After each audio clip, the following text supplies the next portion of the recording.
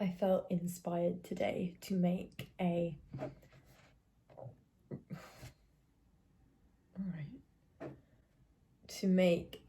relaxed, peaceful video where I talk.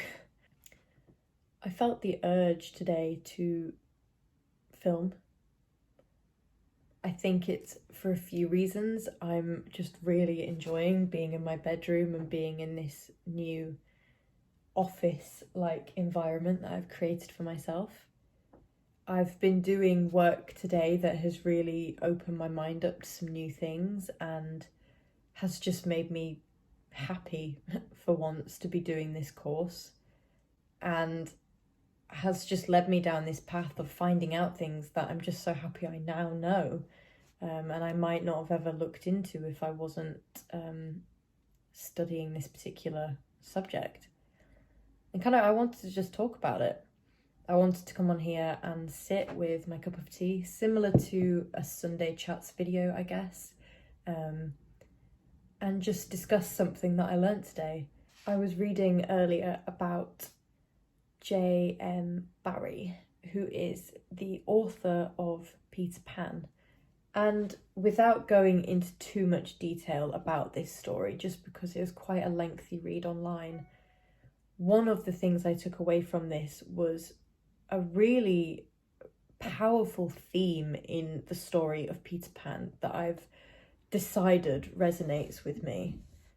And it's left me kind of feeling very impacted by reading this, if that makes sense. It's left me walking away from reading it thinking, whoa, that was quite powerful.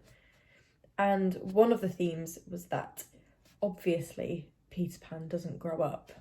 That's something I feel like is a classic theme in the Peter Pan stories, no matter what the adaptations are.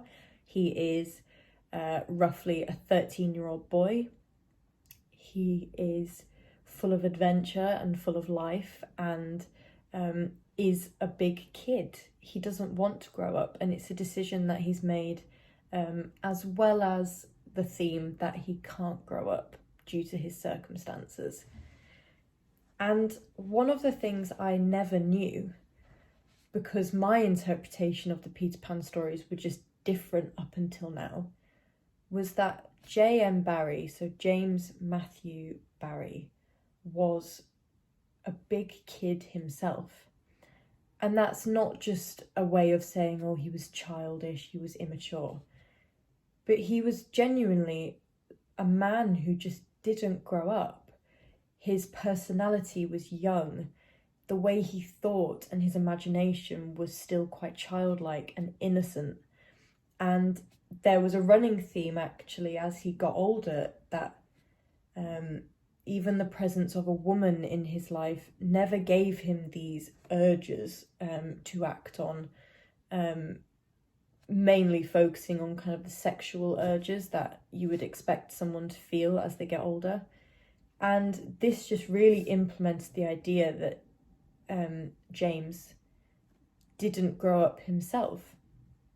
However, he befriended some kids in his life when he was a young man himself, and he also befriended their mother and became very close with this family, but would frequently play with the kids. And there was 5 boys who he would play with, and this was a very innocent relationship he had with them, due to the fact that he was, I think we can say, an asexual man. He had no desires, and that was something that was looked into there, but there was no cruel desires or cruel intentions with this relationship.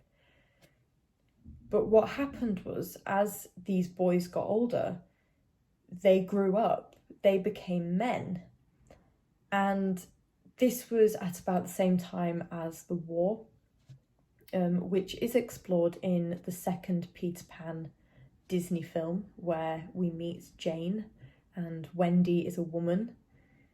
And what this information made me feel is that actually, even though we grow up and we're excited to become adults, there will always be days where we just wish we were children again, whether it be because you've had a really hard day, whether you've experienced some sort of trauma that just makes you want to reverse what's just happened and go back to a time of innocence, or whether you're being tested or being put in a position where you just think, oh, I hate being an adult. Why are we expected to do these things now? And that was something that really resonated with me. Now, don't get me wrong, I love being a woman. I love the fact that I'm now 22 years old and I'm living by myself or with a friend, and I'm looking after myself with the support of my parents. But I'm happy that I'm an adult now. However, there are definitely days and there are definitely emotions that I feel that are quite childlike and just make me wish that I was a kid again, whether that be reliving a memory from my childhood or being able to use my childhood as an excuse to escape from adulthood. Not having to do work, not having responsibilities, not having to go out and earn money to buy things. And without looking into it too deeply, I think it just made me see a story such as Peter Pan in a completely different way. There was a section when reading this information that was inevitable that you were going to read, is that over time, the people that had such a positive impact on J.M Barrie's life slowly started to pass away.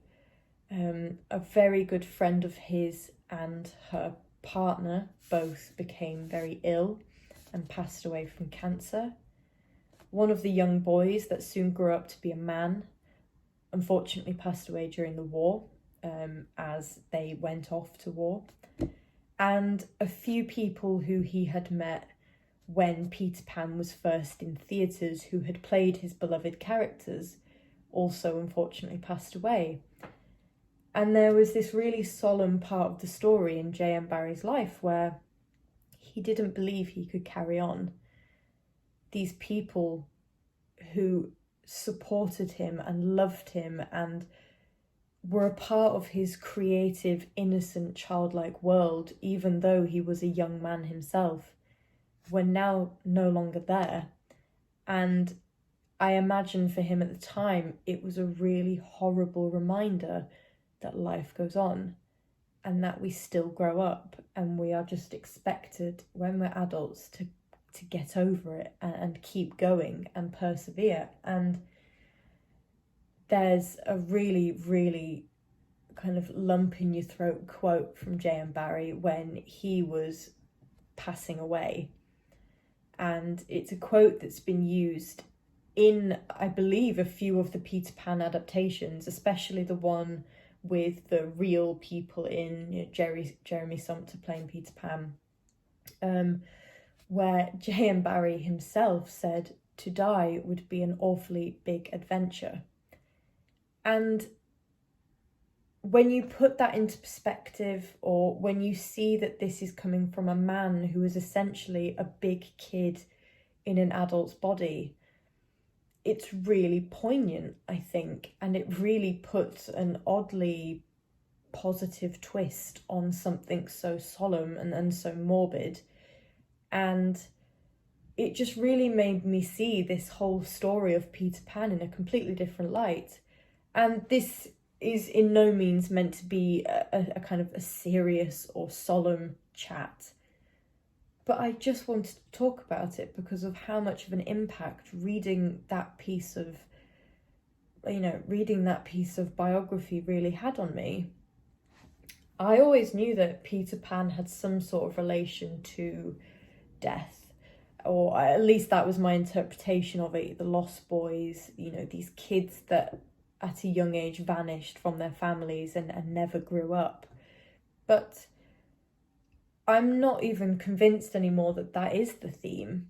I think it's nice to revert back to the idea that actually Peter Pan is just an adventure story for kids that anyone can resonate with and understand and love. And yeah, and I just love I love how it impacted me. Is that really nerdy to say? Is that really sad? I don't know.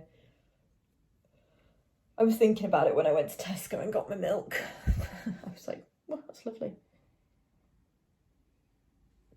I'm going to try and do more things like this where I reflect back on some work I've done.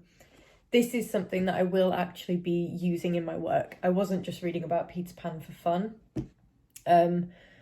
This was something that I want to adapt within my work about how we can use our own personal lives and folklore in one, and folklore and fairy tales, and looking at how J.M. Barrie used his own experiences and his own embodied knowledge to create this story that is still so familiar to this day.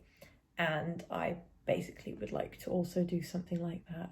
It's not, at this moment in time, it's certainly not anything too deep as loss and life and children. But yeah, I'm basically in a good mood. Isn't that nice? And I just felt compelled to talk about it. Whether or not this video even is interesting to other people, I don't know, but isn't it nice when things like that happen? When you're so impacted by a piece of work or a piece of writing that it just inspires you. And especially after the past week or so, I won't talk about it anymore, I promise. It's nice to have a positive work day. It's nice to be able to sit back today knowing that I've read a piece of work that's genuinely made me want to do more work and want to create my own version of something, or just learn something new. Ooh, it's so cheesy. Do I look like one of those cool, like, uni lecturers when they just, like, you see they've got like a wall on the back just full of books and they look so cool? That's my aim. Maybe I'll become a tutor or a lecturer, who knows. Anyway, thank you so much for stopping by. If you're still here, I hope you took something from this, and I hope whatever I was saying made some sense, because I understand that I was totally just telling you my interpretation of something I've read. But I highly recommend people looking into something like this further, because Peter Pan, for example, is a story that we all resonate with somehow, and we all have our own versions of Peter Pan or our own myths and legends. And I think it's made me realise how important it is to understand the background and the inspiration for a story like this, especially one that's had such an impact on our lives, I think. So yeah, I hope you have a lovely day, and I hope this video has been somewhat enjoyable. I don't know, and I will catch you next time.